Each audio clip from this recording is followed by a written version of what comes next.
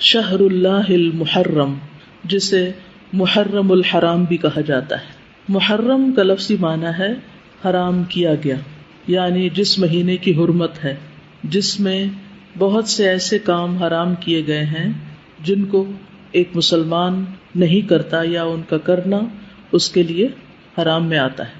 محرم کے مہینے کو شہر اللہ کہا جاتا ہے، اللہ کا مہینہ، اور اللہ کی طرف اس مہینے کی اضافت تعظیمی ہے، یعنی اس مہینے کی تعظیم کی وجہ سے اس کو اللہ کا مہینہ کہا جاتا ہے۔ اس سے اس مہینے کی امپورٹنس کا پتہ چلتا ہے۔ صحیح مسلم کی روایت میں آتا ہے، ابو ہریرہ رضی اللہ عنہ سے روایت ہے کہ رسول اللہ صلی اللہ علیہ وسلم نے فرمایا، رمضان کے بعد سب سے افضل روزے اللہ کے مہینے محرم کے ہیں۔ تو گویا اس مہینے کی بھی خاص عبادت پھر کیا ہوئی؟ روزے۔ عشر ذی الحجہ میں تو پہلے 9 دن کے روزے تھے، لیکن اس میں پورے مہینے میں سے جب بھی آپ چاہیں روزے رکھ سکتے ہیں۔ ضروری نہیں کہ پورے ہی مہینے کے روزے رکھیں جیسے رمضان میں رکھے جاتے ہیں، لیکن 10 تاریخ کا روزہ جو ہے اس کی خاص فضیلت ہے۔ محرم الحرام کی ایک اہمیت کی وجہ یہ بھی ہے کہ یہ ہجری سال کا پہلا مہینہ ہے، تو یہ مہینہ عظمت اور برکت والا ہے اور حرمت والا ہے۔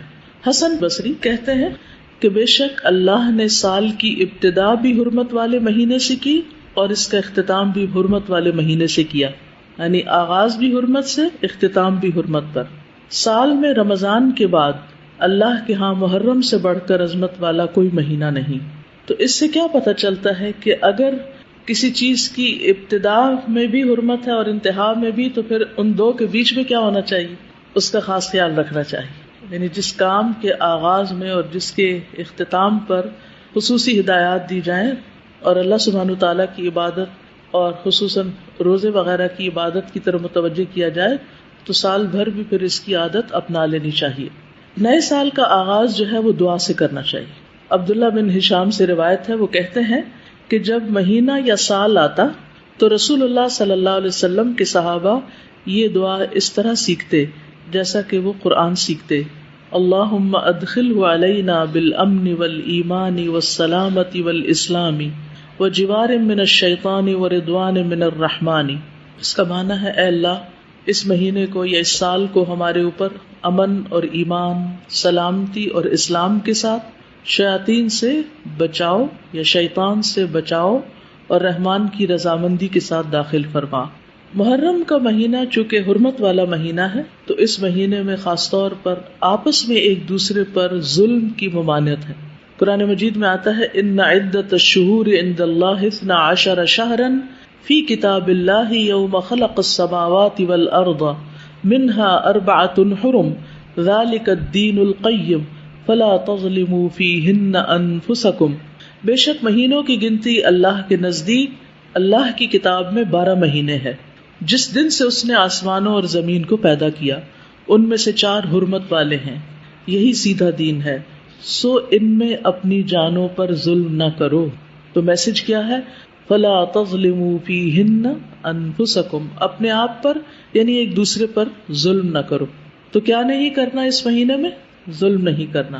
ظلم کی کون سی شکلیں ہوتی ہیں؟ ظلم ہوتا ہے کسی کو اس کے حق سے محروم کرنا، کسی کا حق چھیننا، کسی کا حق مارنا۔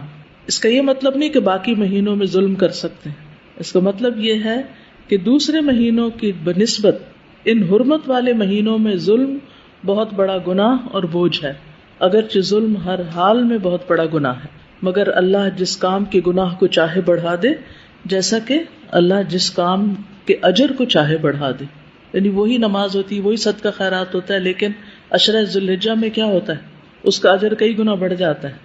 اسی طرح حرمت والے مہینوں میں ظلم کا گناہ جو ہے وہ زیادہ ہو جاتا ہے، اور یہ 4 مہینے خاص طور پر 1/3 آف دا ایئر خاص طور پر اس لیے اس کام کے لیے رکھا گیا اور اس کی شدت کا احساس دلایا گیا تاکہ لوگ اس کی پریکٹس کریں، کانشیس ہوں، اور خصوصی طور پر اس میں اپنے آپ کو ایسے گناہوں سے بچائیں تاکہ باقی سال بھی اس پر عمل کر سکیں۔ جب بھی کوئی نیا مہینہ آتا ہے تو ہم اس کے بارے میں ضرور سوچتے ہیں۔ لوگوں نے مختلف مہینوں کے ساتھ مختلف باتیں وابستہ کر رکھی ہیں۔ آج ہم مسلمانوں کے اندر یہ توہم موجود ہے کہ ماہ سفر میں ہزاروں بلائیں اترتی۔ آپ نے بھی یہ بات سنی ہوئی ہوگی اسی لیے لوگ اس مہینے میں شادی بیاہ نہیں کرتے. اسی طرح کوئی خوشی کی تقریب نہیں کرتے اور کہتے ہیں کہ اگر سفر میں شادی ہوئی تو صفر ہو جائے گی، یعنی کامیاب نہیں ہو سکتی. اس لیے سفر کے مہینے کا انتظار کرتے ہیں کہ ختم ہو جائے اور اس کے بعد پھر ربیع الاول میں پروگرام کریں. اگر ہمارا یہ ایمان ہے کہ نفع اور نقصان اللہ کے ہاتھ میں ہے اور پھر ہم کسی مہینے کے ہاتھ میں دے دیتے ہیں یا کسی وقت کے ہاتھ میں یا کسی انسان کے ہاتھ میں، تو پھر وہ کیا ہوا؟ اس کو ہم نے شریک کر لیا. تو یہ ایک لحاظ سے شرک بھی بنتا ہے. نہ تو بذات خود کوئی مہینہ اور سال برا ہے اور نہ کوئی دن اور نہ کوئی زمانہ، کوئی منحوس نہیں، بلکہ برائی کرنے والے خود برے ہیں. کل انسان الزمناہ طائرہ فی عنقہ، ہر انسان کی قسمت اس کے اپنے گلے میں لٹک رہی ہے جو اس کے اعمال کی شکل میں اس کے سامنے آتی ہے. اس میں کسی مہینے کو کوئی دخل حاصل نہیں ہے. رسول اللہ صلی اللہ علیہ وسلم نے فرمایا من رجعت الطیرۃ عن حاجتہ فقد اشرک، جو کسی چیز سے بدفعلی پکڑ کے اپنے مقصد سے لوٹ آیا اس نے شرک کیا. یعنی مثلا کوئی بلی دیکھ کے واپس آ گیا، اپنا کام چھوڑ دیا اس نے، تو اس نے شرک کیا. کیونکہ بلی کوئی قسمت بنا یا بگاڑ نہیں سکتی، بلی کے گزرنے سے کچھ نقصان نہیں ہوتا. اور اگر انسان یہ سمجھتا ہے کہ نقصان بلی کی چال میں ہے یا بلی گزرنے میں ہے تو یہ اس نے اللہ کے ساتھ شریک کر دیا. کیوں؟ اس لیے کہ ایک مسلمان کا عقیدہ یہ ہے کہ نفع اور نقصان سب اس کے ہاتھ میں ہے، کسی دوسرے کے ہاتھ میں نہیں ہے. صحابہ نے پوچھا اے اللہ کے رسول صلی اللہ علیہ وسلم، ایسا شخص پھر کیا کفارہ دے کہ اس کی توبہ قبول ہو جائے؟ کیونکہ آپ کو معلوم ہے کہ شرک سب سے بڑا گناہ ہے. اللہ تعالیٰ سارے گناہ معاف کر دیں گے مگر شرک معاف نہیں ہوگا. تو صحابہ نے پوچھا کہ اگر ایسا کرنا شرک ہے تو شرک سے پھر کیسے ہم جان چھڑائیں؟ آپ نے فرمایا کہ وہ شخص یوں کہے اللہم لا طیر الا طیرک ولا خیر الا خیرک ولا الہ غیرک ثم یمضی لحاجتہ.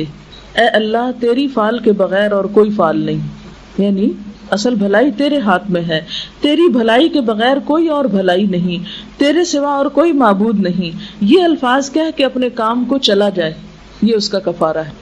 یعنی وہ کام کر لے جس سے رکا تھا، محض ایک گمان کی وجہ سے، محض ایک وہم کی وجہ سے. رسول اللہ صلی اللہ علیہ وسلم نے فرمایا بدفعلی ایک شرک ہے، یعنی بری فعل لینا کسی چیز سے یا کسی چیز کو اپنے حق میں منحوس سمجھنا، یہ ایک شرک ہے. اس کو 3 مرتبہ فرمایا. اور ابن مسعود نے فرمایا کہ ہم میں ایسا کوئی نہیں جس کو خیال نہ آتا ہو کہ ہائے یہ ہو گیا تو اب پتہ نہیں آگے کیا ہوگا. یعنی وہم تو ہر ایک کو آتا ہے، یعنی شیطان ہر ایک کو خوف دلاتا ہے. مثلا عام طور پہ آپ دیکھیں ہمارے ہاں کس طرح کے توہمات ہیں. مثال کے طور پر کسی بچی کی شادی کے موقع پر اگر خدا نہ خواستہ گھر کا کوئی بزرگ فوت ہو گیا جس کی موت کا دن پہلے سے لکھا ہوا تھا، اب وہ لڑکی خاندان والوں کے لیے منحوس قرار پاتی. اسی طرح بہت سی ایسی چیزیں ہیں. مثلا کسی شادی پر عموماً کسی بیوہ کو یا ایسی عورت جس کے بچے مر جائیں اس کو شریک نہیں ہونے دیتے کہ یہ نعوذ باللہ منحوس ہے، اس کے آنے سے یہ جس کی شادی ہو رہی ہے اس کے اوپر بھی اثر پڑے گا. کسی انسان کے اندر نحوست نہیں، نحوست باہر نہیں ہوتی، نحوست اپنے اندر ہوتی ہے. اللہ نے اگر ہمارے حق میں کچھ لکھ رکھا ہے تو وہ کوئی اس کو ٹال نہیں سکتا، اور اگر وہ ٹال دے تو کوئی اس کو ہمارے حق میں نقصان دے کر نہیں سکتا. پھر اسی طرح اس کا علاج کیا ہے؟ توکل، اللہ پہ بھروسہ. ابن مسعود کہتے ہیں کہ خیال تو آتے ہی ہیں، کوئی چیز ٹوٹ جاتی، کچھ ہو جاتا ہے تو انسان فوراً سوچتا ہے کہ فلاں نے کیا، فلاں کی وجہ سے ہوا، فلاں میرے گھر میں آج آیا تھا، اس کا منحوس قدم پڑا تھا تو اس وجہ سے یہ میرا نقصان ہوا. تو یہ صرف وہم ہے، توہم ہے، سپرسٹیشنز میں سے ہے. اس کا علاج کیا؟ اللہ پہ بھروسہ اور توکل. نحمدہ ونصلی علی رسولہ الکریم، اما بعد فاعوذ باللہ من الشیطان الرجیم، بسم اللہ الرحمن الرحیم. رب اشرح لی صدری ویسر لی امری واحلل عقدۃ من لسانی یفقہوا قولی. السلام علیکم ورحمۃ اللہ وبرکاتہ. ناظرین، پروگرام دعا کیجئے کے ساتھ آپ کی خدمت میں حاضر ہیں. آج ہم انشاءاللہ آپ کے ساتھ گھریلو پریشانیوں سے نجات حاصل کرنے کی دعائیں شیئر کریں گے. اس موضوع پر آپ سے گفتگو ہوگی کہ کس طرح ہم اپنے خاندانی زندگی کو، اپنی معاشرتی زندگی کو خوشگوار بنا سکتے ہیں اللہ سبحانہ و تعالیٰ کی مدد کے ساتھ. کوشش اپنی جگہ، لیکن ہر کوشش اس وقت فائدہ مند ہو جاتی ہے جب انسان اس کے ساتھ ساتھ اللہ تعالیٰ سے دعا کرتا ہے. حدیث میں آتا ہے کہ اللہ سبحانہ تعالیٰ کے نزدیک دعا سے زیادہ معزز اور کوئی چیز نہیں. یعنی سب سے زیادہ اللہ تعالیٰ جس چیز کو بندے کی ویلیو کرتے ہیں وہ دعا مانگنا ہے. اسی طرح ایک اور حدیث میں آتا ہے کہ دعا کرنا افضل عبادت ہے. یعنی انسان جب اللہ تعالیٰ کے آگے ہاتھ پھیلاتا ہے، اپنے دل کی پکار اپنے رب کو سناتا ہے، تو دراصل وہ عبادت کی حالت میں ہوتا ہے اور ایک افضل عبادت کر رہا ہوتا ہے. اس لیے کثرت کے ساتھ دعائیں کرتے رہنا چاہیے، لیکن یاد رہے کہ دعا کرنے سے پہلے اللہ سبحانہ وتعالیٰ کی تعریف ضرور کی جائے. اس سلسلے میں تعریف کے بے شمار کلمات ہمیں احادیث کی کتابوں میں ملتے ہیں. انہی میں سے ایک آتا ہے کہ آپ صلی اللہ علیہ وسلم سے سوال کیا گیا کہ کون سا کلام افضل ہے. آپ نے فرمایا جو اللہ نے اپنے فرشتوں اور اپنے بندوں کے لیے چنا، اور وہ ہے سبحان اللہ و بحمدہ، سبحان اللہ و بحمدہ. یعنی جب انسان دعا کرنا چاہے تو اس سے پہلے کچھ مرتبہ جتنا اس کا دل چاہے اللہ تعالیٰ کی تسبیح اور حمد و ثنا بیان کرے، اور بار بار تکرار کے ساتھ کہتا رہے سبحان اللہ و بحمدہ. اس کے بعد درود شریف پڑھے جتنی دیر پڑھنا چاہے، اور پھر اس کے بعد اپنی حاجت اللہ سبحانہ وتعالیٰ کے سامنے رکھے تو انشاءاللہ اس کی پریشانی دور ہوگی. جہاں تک گھریلو پریشانیوں کا تعلق ہے تو اس میں ہم دیکھتے ہیں کہ ہر گھر کے اندر کوئی نہ کوئی چیز ایسی ہو جاتی ہے کہ جس سے باہمی تعلقات میں بدمزگی پیدا ہو جاتی ہے. بعض افراد کی طبیعت میں غصہ زیادہ ہوتا ہے، بعض لوگ جھگڑالو ہوتے ہیں، بعض لوگ شکی مزاج کے ہوتے ہیں، بعض لوگوں کو اونچا بولنے کی عادت ہوتی ہے، بعض لوگ دوسروں کو مختلف باتوں پر زج کرتے رہتے ہیں، بعض لوگ اپنی ذمہ داریوں کو ٹھیک سے نہیں نبھاتے. تو یہ تمام چیزیں صرف نہ یہ کہ ایسے انسان کو خود بلکہ اس کے آس پاس رہنے والوں کو اذیت میں مبتلا کر دیتی. اب اس میں انسان بعضوں کو سمجھانے سے بھی کام لیتا ہے، دوسروں سے بھی مدد لیتا ہے، لیکن پھر بھی مسئلہ حل نہیں ہوتا. تو صحابہ کرام تو اپنی جوتی کا تسمہ بھی ٹوٹ جاتا تو اللہ سبحانہ تعالیٰ سے مانگتے تھے.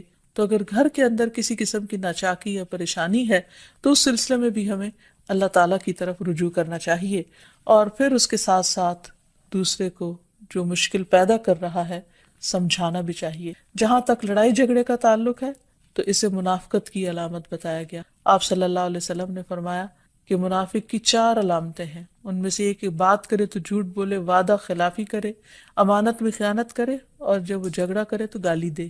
یعنی جھگڑتا بھی ہے اور گالی بھی دیتا ہے. نبی صلی اللہ علیہ وسلم نے یہ بھی فرمایا کہ اللہ کو سب سے زیادہ ناپسند آدمی وہ ہے جو بہت جھگڑالو ہے. یعنی اللہ تعالیٰ ایسے شخص سے محبت نہیں کرتے.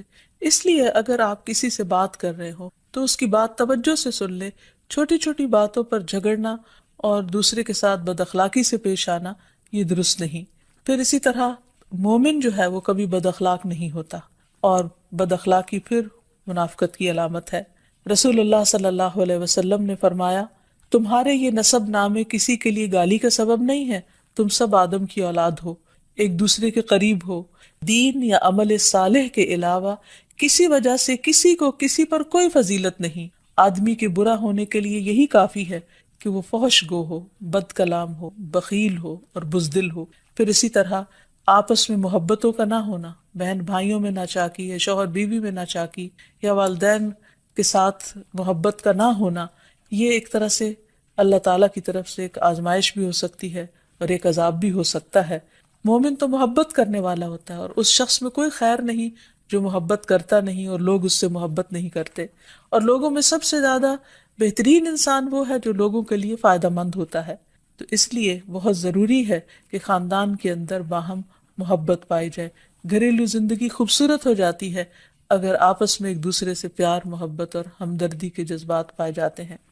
پھر اسی طرح بعض اوقات گھریلو زندگی میں بدگمانیاں بہت تکلیف دیتی ہیں، یا گھر کے کچھ افراد سنی سنائی باتوں پر یقین کرتے ہوئے دوسروں کے خلاف بدگمانی پال لیتے ہیں. تو اس سے بھی پرہیز کرنے کی ضرورت ہے. اسی طرح گھریلو پریشانیوں میں گھر کا تنگ ہونا بھی ایک عذاب کی شکل ہے. اس لیے نبی صلی اللہ علیہ وسلم نے ہر وضو کرنے کے بعد جو دعا سکھائی اس میں خاص طور پر یہ دعا آتی ہے کہ اے اللہ میرے گھر میں وسعت پیدا کر دے. یعنی ایک تو دلوں میں وسعت ہو، اور دوسرا یہ ہے کہ جگہ بھی کشادہ ہو. رسول اللہ صلی اللہ علیہ وسلم نے فرمایا 3 چیزیں بدبختی میں سے ہیں. عورت جب تو اسے دیکھے تو وہ تجھ کو بری لگے اور وہ تجھ پر اپنی زبان چلائے، اور اگر تو اس سے غائب ہو تو وہ اپنے نفس کی اور تیرے مال کی حفاظت نہ کرے. دوسرے مریل سواری کہ اگر تو اسے مارے اور چلائے تو تجھ کو تھکا دے، اور اگر اسے چھوڑ دے تو تجھے جلد تیرے ساتھیوں تک نہ پہنچائے، اور ایسا گھر جو تنگ اور کم سہولتوں والا ہو۔ تو اس لیے اگر انسان ایسی کسی تکلیف میں مبتلا ہے تو اس کا حل بھی یہی ہے کہ کوشش کے ساتھ ساتھ انسان دعا کرے۔ اسی طرح خرچ میں کمی، وسائل میں کمی، مال میں کمی، یہ تمام چیزیں بھی عموماً گھروں کے اندر جھگڑے پیدا کر دیتی ہیں۔ کھانے پینے کی قلت، بنیادی ضروریات کا پورا نہ ہونا، تو ایسی صورت میں بھی انسان اللہ تعالیٰ کی طرف رجوع کرے، اور اس کے لیے ساتھ ہی کوشش بھی ضروری ہے۔ کوشش میں سب سے پہلے تو یہ کہ انسان لڑائی جھگڑا چھوڑے، صبر و ضبط کی عادت ڈالے، برداشت اور تحمل کی عادت اپنے اندر پیدا کرے، اپنے اخلاق کو بہتر بنائے۔ ایک حدیث کے مطابق اللہ سبحانہ وتعالیٰ جب کسی گھرانے پر خیر و برکت نازل فرمانا چاہتے ہیں تو اس گھر والوں کے اندر نرمی پیدا کر دے، اور ایک اور حدیث میں یہ بھی آتا ہے کہ جو نرمی سے محروم کر دیا گیا وہ ہر خیر و بلائی سے محروم کر دیا گیا۔ تو اس لیے گھر کے ہر فرد کو اپنے اپنے رویے پر غور کرتے ہوئے اپنے اخلاق کی اصلاح کرنے کی ضرورت ہے، اور دوسروں سے توقعات زیادہ رکھنے کی بجائے اپنا طرز عمل اچھا کرنے کی ضرورت ہے۔ اور گھر والوں کے ساتھ بہترین ہونا نبی صلی اللہ علیہ وسلم کی سنت ہے۔ آپ نے فرمایا تم میں سے بہتر وہ ہے جو اپنے گھر والوں کے لیے بہتر ہو، اور میں تم سب کی نسبت اپنے گھر والوں کے حق میں اچھا ہوں۔ یعنی آپ نے اپنی مثال دی کہ میں سب سے اچھا سلوک اپنے گھر والوں سے کرتا ہوں، تو تمہیں بھی اگر اچھا بننا ہے تو ایسا ہی کرنا ہوگا۔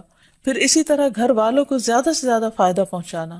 حسن بصری سے مروی ہے کہ اللہ تعالیٰ کے نزدیک پسندیدہ بندے وہ ہیں جو اپنے اہل و عیال کو سب سے زیادہ نفع دینے والے ہیں۔ پھر اسی طرح پیار و محبت سے رہنا، اگر لڑائی جھگڑا ہو بھی جائے یا کوئی غلط فہمی پیدا بھی ہو جائے تو اس وقت خاموشی اختیار کر لینا، مناسب وقت کا انتظار کر کے اس غلط فہمی کو دور کرنا ضروری ہے۔ پھر اسی طرح اللہ سبحانہ وتعالیٰ نے گھریلو زندگی کو خوشگوار بنانے کے لیے جو بہترین ہدایت ہمیں قرآن مجید میں دی ہے وہ ہے عفو درگزر سے کام لینا۔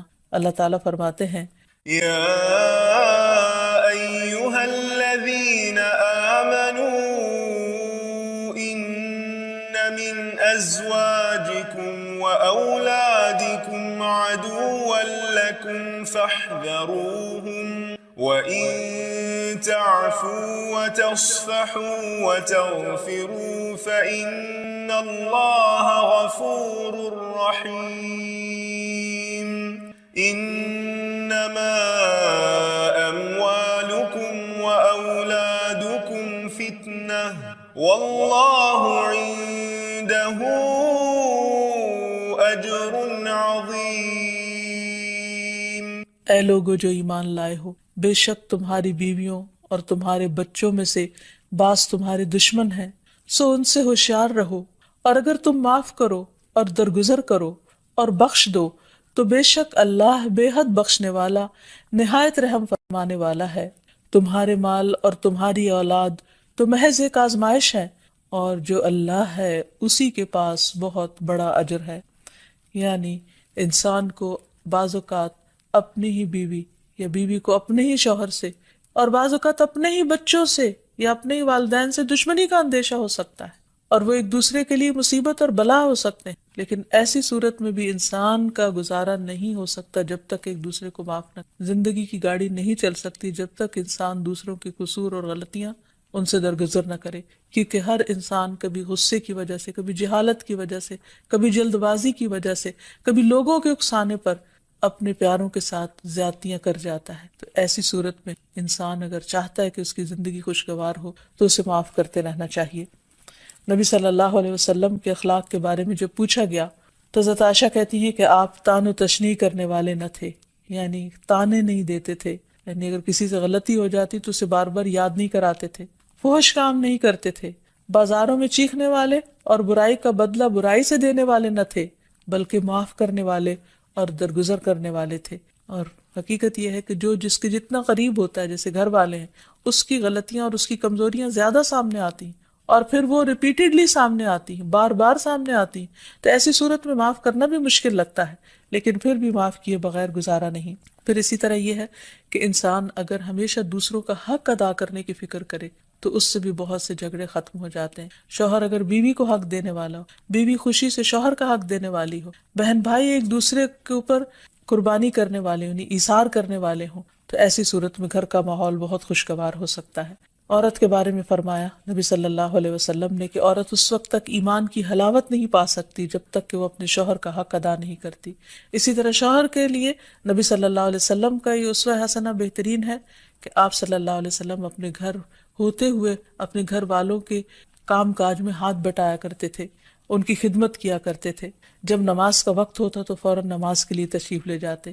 آپ اپنے چھوٹے چھوٹے کام خود کر لیا کرتے تھے. یعنی اس سے بھی یہ پتہ چلتا ہے کہ خوشگوار گھریلو تعلقات میں دوسرے پر بوجھ نہ بننا ایک بہت اہم نکتہ ہے. کیونکہ اگر ہر انسان اپنی ذمہ داری خود لے لے تو دوسروں کے لیے وہ خوشگوار ہو جاتا ہے. پھر اسی طرح گھر والوں کو اگر کوئی غم، تکلیف یا پریشانی ہو تو اس موقع پر اپنے اختلافات کو بھول کر ان کی مدد کرنا، ان کی کیئر کرنا اور ان کی دلجوئی کرنا، یہ بھی بہت ضروری ہے. اور حد الوسع گھر کا ماحول خوشگوار رکھنا چاہیے، ایک دوسرے کا احساس کرتے ہوئے اور ایک